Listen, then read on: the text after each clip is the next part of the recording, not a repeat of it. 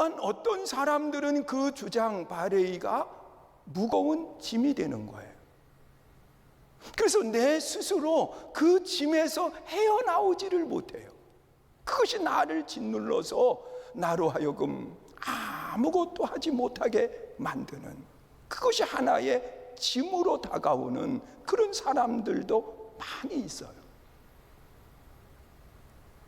그런데 하나님은 우리에게 원하시는 아름다운 신앙의 삶이 뭐냐? 이 바레이, 그 무게를 가지고, 하나님이 주신 권위의 무게를 가지고 우리는 어떻게 세상을 이끌어가고 세상 속에서 삶을 살아가야 되느냐는 거예요. 여러분, 하나님은 모든 사람들에게 다 사명을 맡겨주셨어요. 사명 없는 사람이 누가 있어요? 여러분, 최초의 사람 아담 하와에게도 분명한 사명이 주어졌잖아요. 정복하고 다스려라. 여러분, 정복이라고 하는 말 속에는 하나님이 주신 그 권위의 힘을 넓혀가는 것을 이야기해요. 그리고 또한 그 힘을 가지고 다스리는데, 그 다스림이라고 하는 것을 잘못 사용할 때에 세상은 악한 쪽으로 흘러가지만, 그 다스림을 잘 사용할 때 세상은 행복하고 아름다워지는 겁니다. 우리 한번 잘 생각해 봐요. 여러분, 한 분 한 분에게 가정에서도 하나님이 주신 권위 주장에 무게가 있습니다. 그 무게를 가지고 가정을 잘 이끌어가면 그 가정이 참 행복합니다. 기쁨이 됩니다. 그러나 그 무게를 가지고 누군가를 짓누르기 시작을 하면, 자녀들을 짓누르면 자녀들이 튀어나가고, 남편이 아내를 그 무게를 가지고 누르기 시작하면 아내가 튀어나가고, 그 가정은 행복이 깨어져 버리는 그런 모습으로 바꿔지는 거예요. 그러나 그 치리, 그 무게를 가지고 잘 치리해 가면 그 가정은 행복의 가정으로 나아갈 수 있는 겁니다. 여러분, 국가라고 하는 것도, 또한 여러분들의 일터라고 하는 것도 다 동일한 겁니다.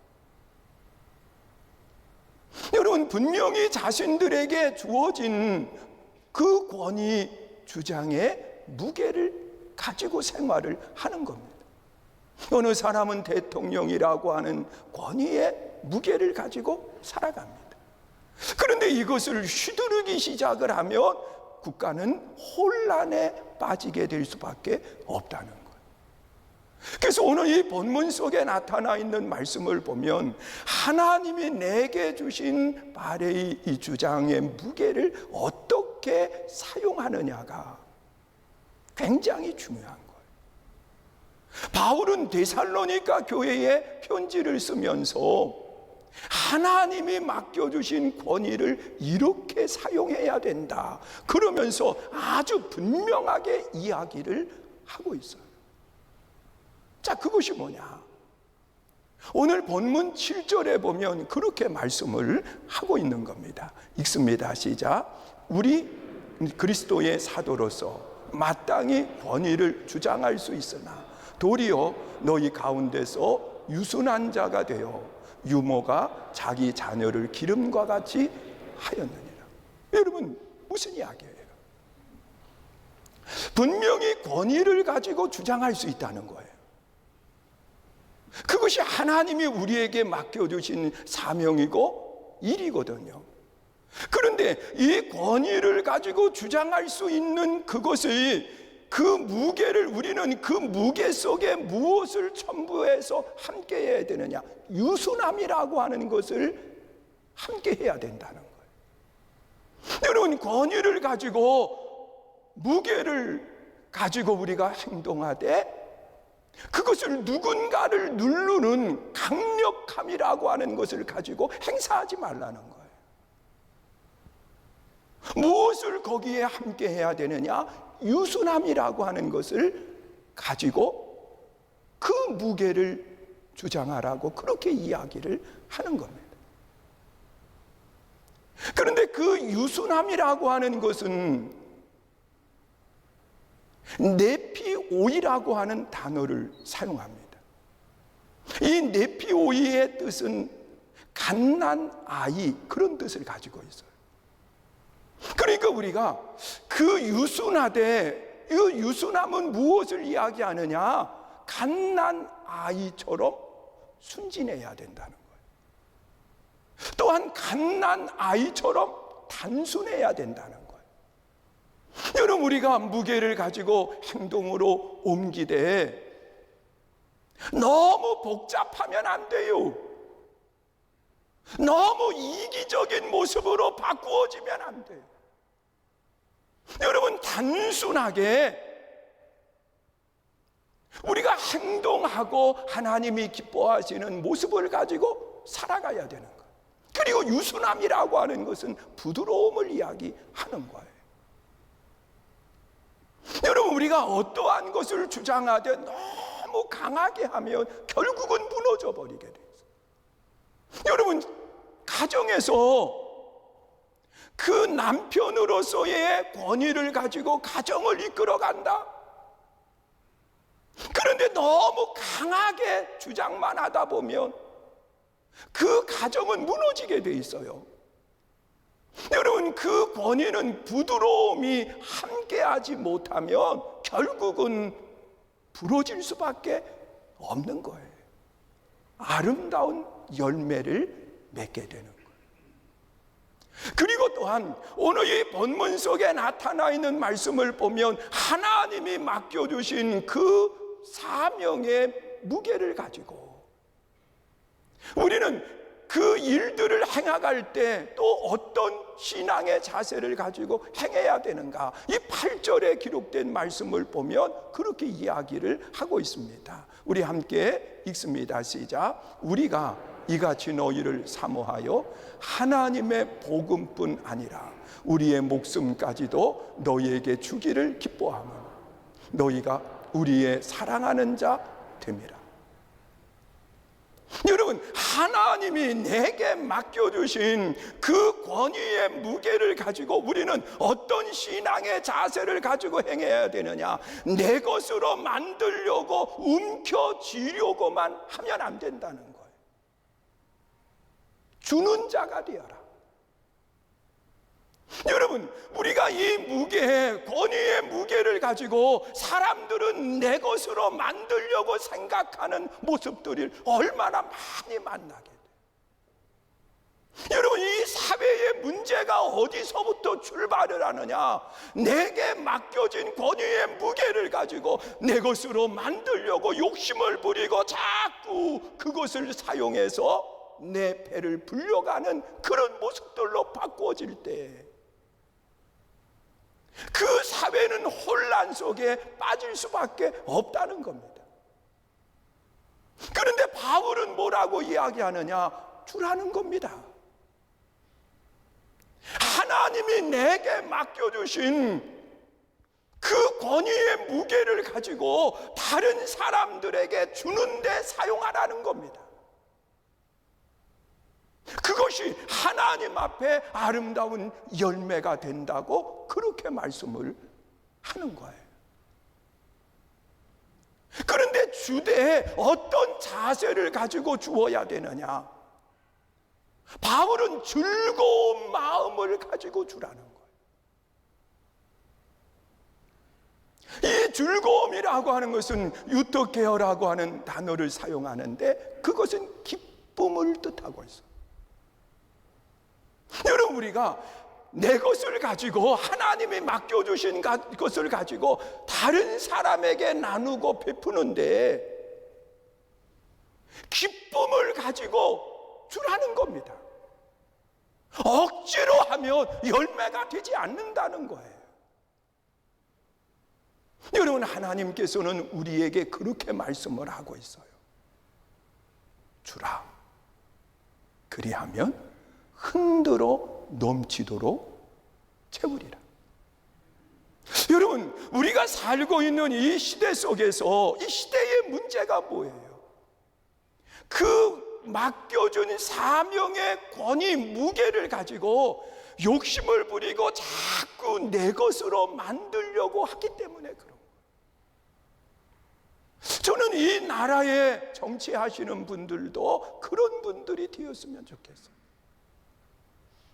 그 국가 백성들이 맡겨준 그 권위, 무게를 가지고 어떻게 하면 내 미래에 편안할 수 있을까? 그러면서 내 중심으로 채우려고 하지 말고 그 백성들이 부여한 권위의 무게를 가지고 기쁨으로 주려고 생각을 하면 그 안에 정말 아름다운 열매들이 많이 맺히게 돼요. 여러분 가정에서도 그렇고 여러분들의 일터에서도 그렇고 기쁨으로 주어야 돼요.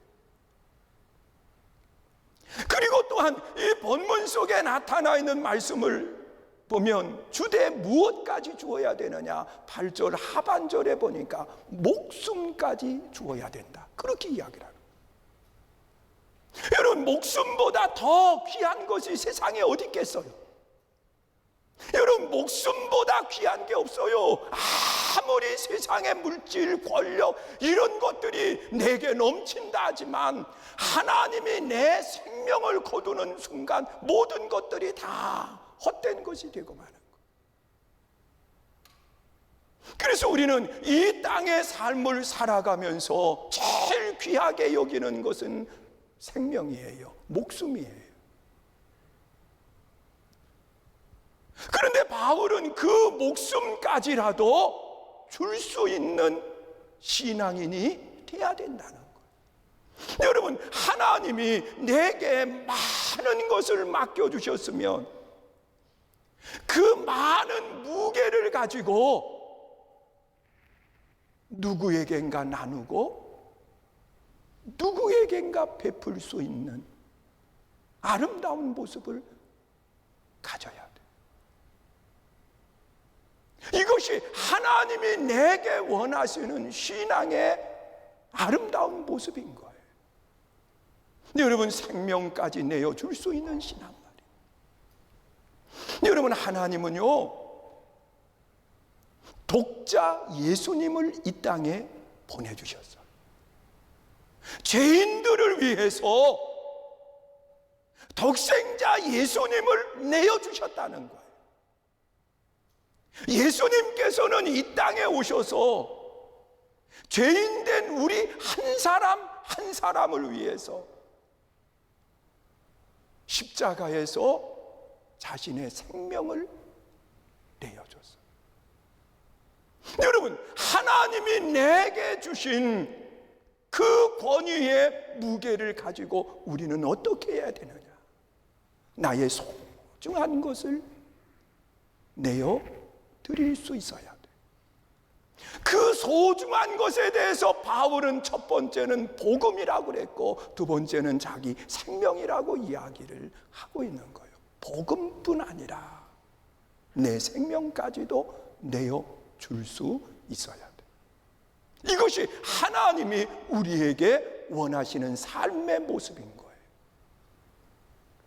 그리고 또한 하나님이 내게 부여하신 이 권위의 무게를 가지고 우리는 어떻게 해야 될까? 오늘 본문 10절에 보니까 그렇게 말씀을 하고 있어요. 읽습니다. 시작. 우리가 너의 믿는 자들을 향하여 어떻게 기록하고 옳고 흠없이 행하는지에 대하여 너희가 증인이요 하나님도 그러하시도다. 여러분 우리가 한 일에 대해서 누가 증인이 되느냐? 내가 증인이라는 거예요. 그리고 하나님도 그러하시다고 하는 것은 하나님도 증인이라는 거예요. 이 증인이라고 하는 말을 우리는 다른 말로 바꾸어서 이야기한다고 하면 인정한 것에 대한 인정이라고 말할 수 있어요. 여러분, 우리가 한 해 동안 삶을 살아오면서 하나님이 내게 맡겨주신 그 사명의 권위의 무게를 가지고 우리는 행동해 왔어요. 그런데 그 행한 것에 대해서 인정을 받아야 돼요. 잘했다. 충성된 종아.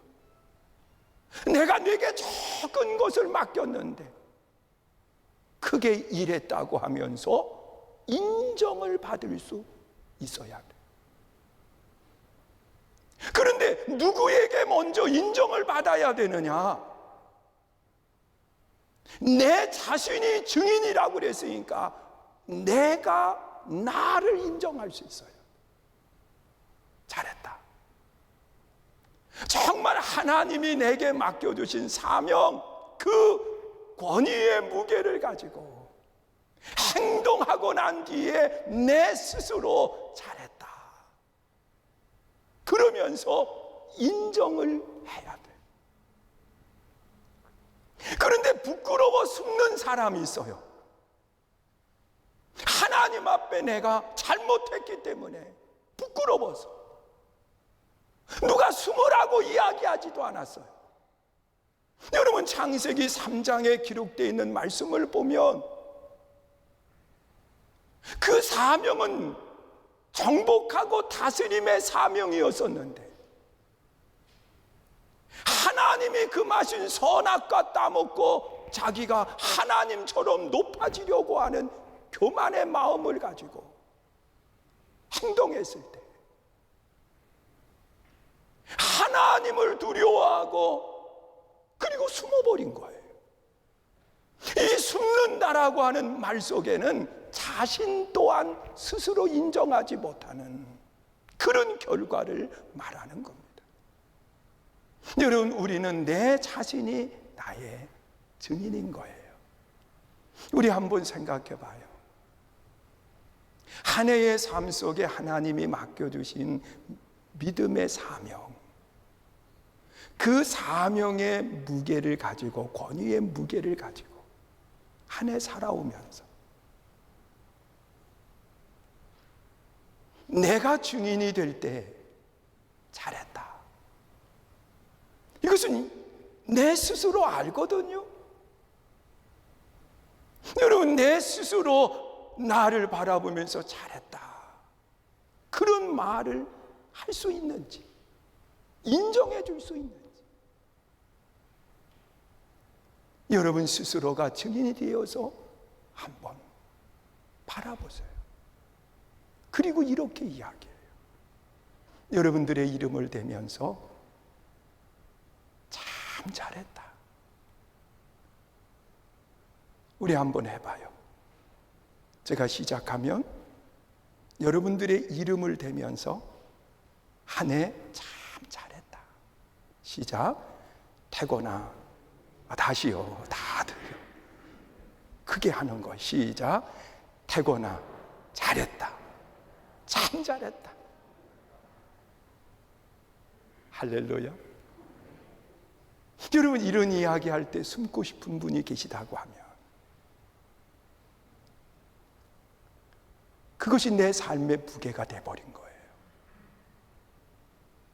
그러나 하나님 앞에 부끄럽지 않고 정말 사명을 감당했다고 하면 스스로 이야기할 수 있어요.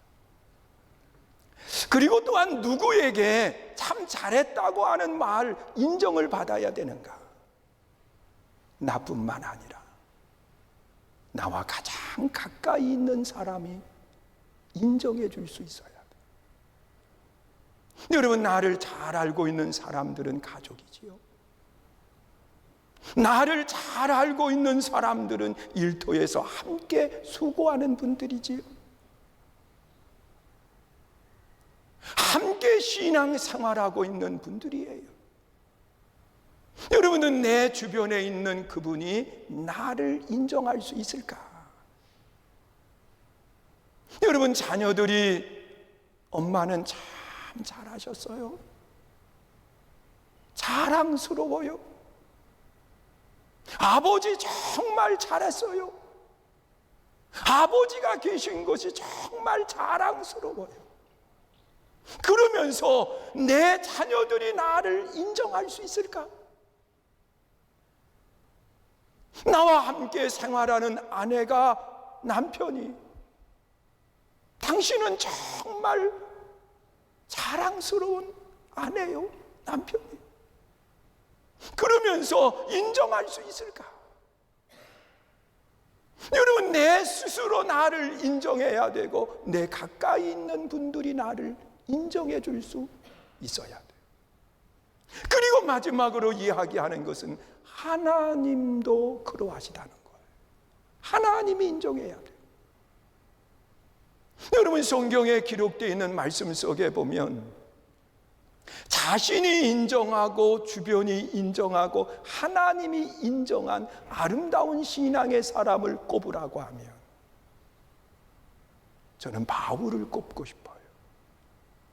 여러분, 바울은 디모데후서 4장 7절 이하에 보면 그는 많은 어려움, 고난 가운데 믿음을 지켰다는 거예요.